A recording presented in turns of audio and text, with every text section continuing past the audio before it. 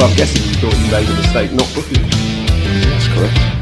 Do you think you made a mistake? I mean, you look like a booking first time. Ya, semua pemain memang dipantau oleh John. Jadi memang sebelum waktu itu saat dia mempresentasikan, so consistent and I think this is something that's more crazy than you actually think, because 23. ¿Acelera o no? Nunca te puedes ser favorito con un equipo que tiene 5 estrellas en la camiseta. Imposible. John sudah berhasil sampai hari ini mentransformasi dan Gila-gila, Timnas Indonesia akan melawan Italia di FIFA Matchday. Ini pembahasan seru nih. Begara dua-duanya yang tidak lolos Piala Dunia. Indonesia tidak lolos Piala Dunia, Italia juga sama. Ini boleh diadu kekuatan. Italia sudah 4 kali juara Piala Dunia, sedangkan negara kita Indonesia sudah 1000 kali adik-adik ya. Mimin salah. Ternyata timnas kita belum sama sekali adik-adik ya. Mimin lupa, aduh. Mimin bercanda adik-adik ya, jangan baper. Oke, ini pembahasan yang sangat menarik. Mari kita bahas. Tonton sampai akhir ya, agar tidak ketinggalan sama berita terbaru seputar sepak bola. Here, Grealish, better here, without doubt me. Longer, better color. Yeah, just in general. Tapi yang gue agak bingung, Lamine Yamal nih sepertinya La Liga bagi dia terlalu gampang. Gue kan pone uno contra uno con algún jugador, prometemos que si quedamos eliminados será. untuk program naturalisasi, semua naturalisasi itu diproses secara transparan dan diputuskan oleh pelatihnya. Bulgaria are the 80th ranked team in the world. PSSI dikabarkan tengah memproses naturalisasi 2 penyerang muda, Luke Vickery dan Dean Zandbergen, yang dinilai bisa menjadi solusi atas krisis striker yang selama ini membayangi skuad Garuda. Langkah ini menjadi krusial mengingat jadwal padat yang akan dihadapi Timnas Indonesia dalam waktu dekat. Agenda FIFA Matchday pada Juni 2026, serta FIFA Asian Cup pada September hingga Oktober menjadi target penting yang membutuhkan komposisi tim lebih tajam, khususnya di sektor penyerangan. Ketiadaan sosok penyerang murni yang konsisten mencetak gol memang sudah lama menjadi pekerjaan rumah. Bahkan sejak era Shin Tae-yong hingga Patrick Kluivert, masalah ini belum sepenuhnya teratasi. Situasi serupa juga masih terlihat saat tim ditangani John Herdman, terutama dalam ajang FIFA Series 2026. Saat itu, duet Ramadan Sananta dan Ole Romani belum mampu memberikan dampak signifikan. Romani justru terlihat lebih efektif saat bermain sedikit ke belakang sebagai pengatur serangan, bukan sebagai target utama di depan. Kondisi tersebut membuat kebutuhan akan striker nomor 9 semakin mendesak. Kehadiran Luke Vickery dan Dean Zandbergen pun disambut positif oleh banyak pihak, termasuk pengamat sepak bola nasional Roni Pangemanan. Kabar ini tentu menggembirakan. Jika benar prosesnya berjalan, maka lini depan kita akan semakin lengkap, ujarnya. Luke Vickery saat ini bermain di kasta tertinggi Liga Australia bersama MacArthur FC. Pemain 20 tahun itu dikenal fleksibel dan memiliki potensi besar untuk berkembang. Sementara itu, Dean Zandbergen tengah bersinar di Liga 2 Belanda bersama VVV Venlo dengan performa yang cukup konsisten. Jika proses naturalisasi keduanya berjalan lancar, Timnas Indonesia akan memiliki lebih banyak opsi di lini depan. Hal ini memberi keleluasaan bagi John Herdman untuk meracik strategi yang lebih variatif, termasuk menempatkan Ole Romani di posisi idealnya sebagai playmaker. Netizen langsung ramai. Ini bukan match day, ini support group internasional. Yang satu sering hampir, yang satu biasanya lolos. Sekarang sama-sama ngerasain. Pelatih Indonesia dengan penuh percaya diri berkata, "Kami datang bukan untuk mengenang kegagalan, tapi untuk membuat kegagalan terlihat lebih berkelas." Italia pun tak mau kalah sindiran. "Kami memang gagal, tapi setidaknya kami pernah juara." Lah, situ. Langsung panas, tapi tetap dibalut tawa. Federasi kabarnya sudah menyiapkan konsep pertandingan unik. Babak pertama, main bola. Babak kedua, saling curhat kenapa bisa gagal. Babak tambahan, nonton highlight tim lain yang lulus. sambil pura-pura kuat. Trofi yang diperebutkan juga nggak kalah spesial. Piala Jangan Sedih Cup. Supporter kedua tim juga kompak. Indonesia, yang penting hibur rakyat. Italia, yang penting jangan ditanya kenapa nggak lulus. Analis bola bahkan berkomentar, ini pertandingan langka. Biasanya satu tim gagal, sekarang dua-duanya langsung paket komplit. Kesimpulan, ini bukan soal menang atau kalah, tapi soal siapa yang paling santai menghadapi kenyataan pahit. Karena di akhir hari, bola tetap bulat. Nasib kadang enggak. Bercanda ya adik-adik, abang-abang, bapak-bapak, ibu-ibu. Jangan serius-serius amat deh, nanti gentengnya hilang loh. Mimin cuma bercanda. Oke, ini serius ini. Mari kita bahas berita timnas hari ini. Ini sangat seru dan sangat menarik dibahas. Saudara Ketua Umum PSSI Erick Thohir mengabarkan timnas Garuda bakal mendapat tambahan amunisi pemain baru. Mereka join langsung. Ya, memang pilihan mereka. Kita nggak nyogok mereka suruh main kok. Mereka emang mau main di sini. Erick bilang ada 3 pemain yang kini sedang dalam proses naturalisasi. Hari ini menjadi momen yang sangat menarik untuk membahas perkembangan terbaru timnas Indonesia. Di tengah meningkatnya perhatian publik terhadap performa skuad Garuda, berbagai isu panas mulai dari persiapan laga besar, strategi pelatih, hingga rumor pemain terus menjadi sorotan utama. Antusiasme supporter kian memuncak, apalagi dengan agenda penting seperti FIFA Matchday yang mempertemukan Indonesia dengan tim-tim kuat dunia, termasuk timnas Prancis. Kondisi ini membuat setiap informasi terbaru seputar timnas selalu dinantikan dan ramai diperbincangkan. Tak hanya soal pertandingan, dinamika internal tim, perkembangan pemain muda, hingga potensi kejutan dalam skuad juga menambah daya tarik pembahasan hari ini. Semua ini menjadikan timnas Indonesia sebagai topik hangat yang sulit dilewatkan oleh pecinta sepak bola tanah air.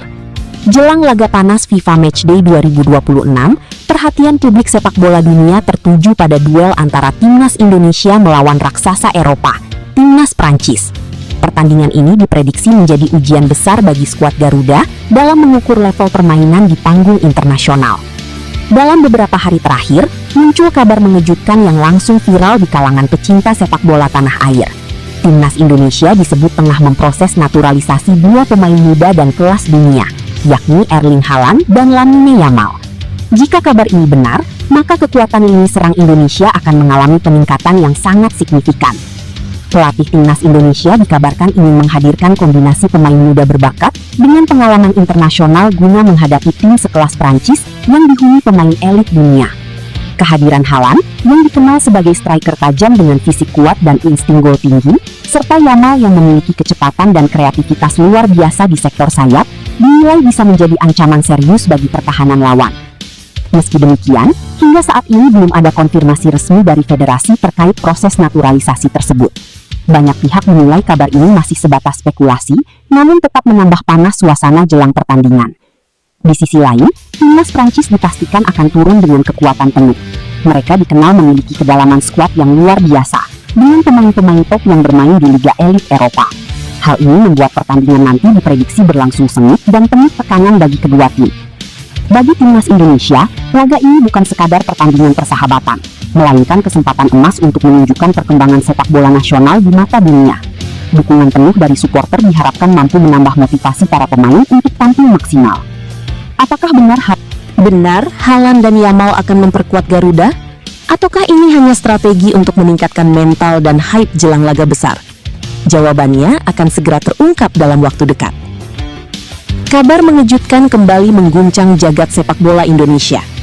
2 bintang muda dunia, Erling Haaland dan Lamine Yamal, ramai disebut-sebut memiliki keturunan Indonesia. Isu ini langsung viral di media sosial dan memicu berbagai spekulasi terkait peluang keduanya membela timnas Indonesia di masa depan. Nama Haaland, striker tajam asal Norwegia, dikaitkan dengan Indonesia melalui klaim tidak resmi yang menyebut adanya garis keturunan Asia Tenggara dari pihak keluarga jauh.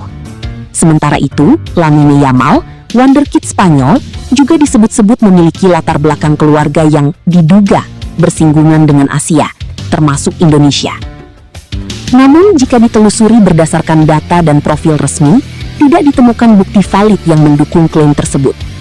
Erling Haaland diketahui memiliki latar belakang keluarga Norwegia Inggris, sementara Lamine Yamal memiliki keturunan Maroko dan Guinea Khatulistiwa.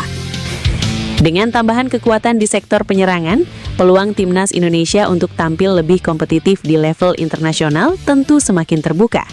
Kini, publik hanya tinggal menunggu langkah resmi dari PSSI terkait realisasi proses naturalisasi tersebut. Ex-pemain PSM Makassar, Wiljan Plum, mengungkapkan pemain naturalisasi timnas Indonesia yang memegang paspor ganda bertujuan mendapat kontrak lebih besar di klub. Hal ini diungkap di tengah polemik paspor di Liga Belanda.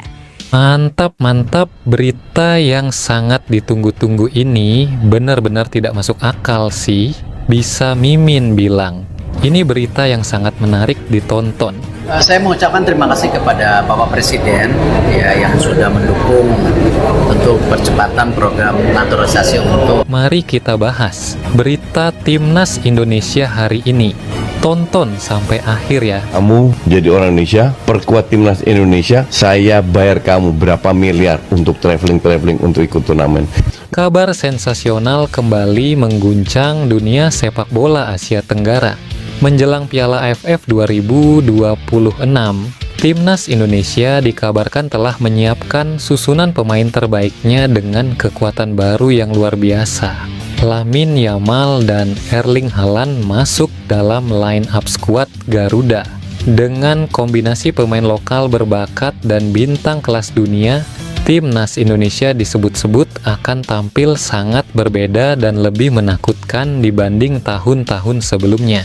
Prediksi line-up Timnas Indonesia, formasi 4-3-3, kiper Hernando Aribek, Asnawi Mangkualam, RB, Jordi Amat, CBE, Elkan Bagot, CB, Pratama Arhan, LB, gelandang, Mark Klok Ivar Jenner, Marcelino Ferdinand, penyerang, Lamine Yamal, RW, Erling Haaland, ST, Rafael Struijk, LWE. Kehadiran Lamine Yamal di sisi sayap memberikan kecepatan, kreativitas, dan kemampuan dribble yang luar biasa. Sementara itu, Erling Haaland akan menjadi ujung tombak mematikan yang siap menghancurkan pertahanan lawan dengan ketajamannya. Mari kita mulai. Deretan striker timnas Indonesia yang berpotensi kehilangan tempatnya andai John Hartman panggil Axel Runtukahu, bomber Persija Jakarta. Banyak fans timnas Indonesia yang merasa jika sudah saatnya Axel Runtukahu diberi kesempatan oleh John Hartman usai tampil gemilang bersama Macan Kemayoran. Permasalahan di lini depan timnas Indonesia tampaknya masih belum terselesaikan sampai sekarang. Padahal hal ini sudah terjadi semenjak era Sintayong. Hanya oleh Romani saja yang tampil sesuai ekspektasi, sedangkan sisanya masih bongkar pasang. Striker diaspora maupun lokal silih berganti mengisi. Walau demikian, belum ada satupun striker yang memenuhi kriteria untuk mendampingi oleh Romani. Situasi ini menjadi tugas rumah yang berat bagi John Hartman.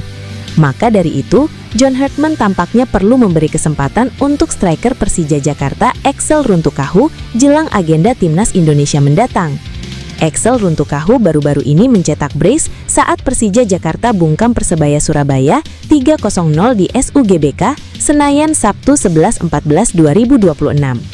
Dua gol tersebut menambah pundi-pundi Axel Runtukahu bersama Persija Jakarta yang sejauh ini telah cetak 6 gol dan 3 assist dari 18 pertandingan. Melihat statistik tersebut, tampaknya tak ada alasan lagi bagi John Hartman untuk tidak memanggil Axel Runtukahu ke Timnas Indonesia.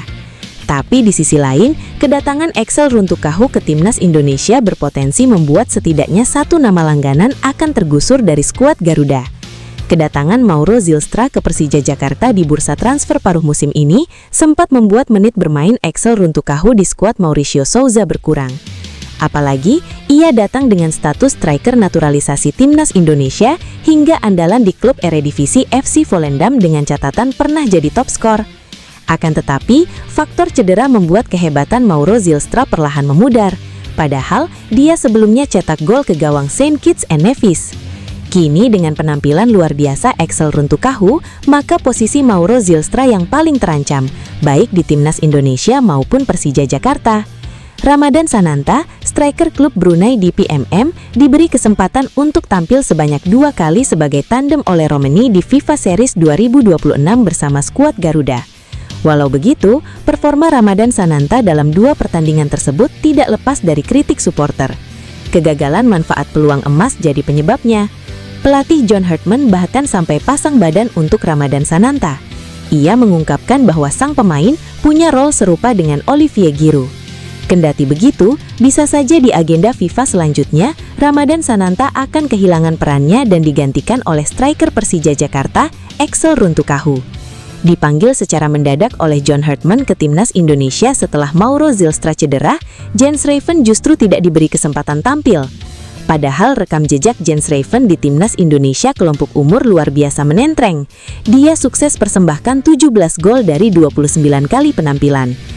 Demikian, promosi ke tim senior malah jadi bumerang untuk Jens Raven. Di timnas Indonesia, striker jangkung tersebut belum pernah catatkan debut. Kondisi inilah yang membuat Jens Raven menjadi nama pertama yang disebut akan tersisih dari skuad merah putih andai Axel Runtukahu dipanggil John Hartman. Axel Runtukahu tampil gemilang saat Persija Jakarta menaklukkan Persebaya Surabaya dengan skor 3-0 dalam lanjutan pekan ke-27 Super League di Stadion Utama Gelora Bung Karno, SUGBK, Sabtu 11/14/2026 malam. Penyerang usia 27 tahun itu langsung mencuri perhatian lewat kontribusi 2 gol krusial. Penampilan tajam Axel memicu reaksi luas dari publik, khususnya supporter Persija. Dia dinilai layak mendapat kesempatan membela timnas Indonesia dalam waktu dekat. Nama Axel pun mulai masuk dalam pembicaraan sebagai opsi baru di lini depan skuad Garuda. Dalam pertandingan tersebut, Axel tampil sebagai starter dan bermain penuh hingga peluit akhir. Ia membuka keran golnya lewat tendangan melengkung pada menit ke-54 sebelum menggandakan keunggulan dengan sontekan akurat di menit 76. 1 gol lain Persija dicetak oleh Alano Lima melalui eksekusi penalti pada menit ke-16.